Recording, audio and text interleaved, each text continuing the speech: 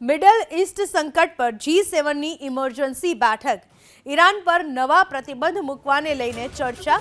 બેઠક બાદ ઇટલીના પીએમનું નિવેદન. કૂટનીતિક સમાધાન હજુ પણ સંભવ હોવાનું ઇટલીના પીએમનું કહેવું છે.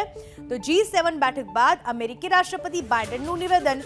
ઇઝરાયલને મળતી રહેશે અમેરિકી સુરક્ષા એવું નિવેદન આપ્યું જો બાઇડને. G7 બેઠકમાં મહત્વની ચર્ચા થઈ હોવાનું પણ કહ્યું. આ ઉપરાંત ઇઝરાયલ પર ઈરાનના હુમલાની નિંદા કરી અમેરિકન રાષ્ટ્રપતિ જો બાઇડને.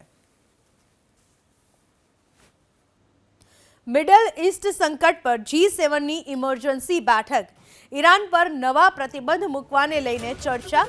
બેઠક બાદ ઇટલીના પીએમનું નિવેદન. કૂટનીતિક સમાધાન હજુ પણ સંભવ હોવાનું ઇટલીના પીએમનું કહેવું છે. તો G7 બેઠક બાદ અમેરિકી રાષ્ટ્રપતિ બાઇડનનું નિવેદન. ઇઝરાયલને મળતી રહેશે અમેરિકી સુરક્ષા એવું નિવેદન આપ્યું જો બાઇડને.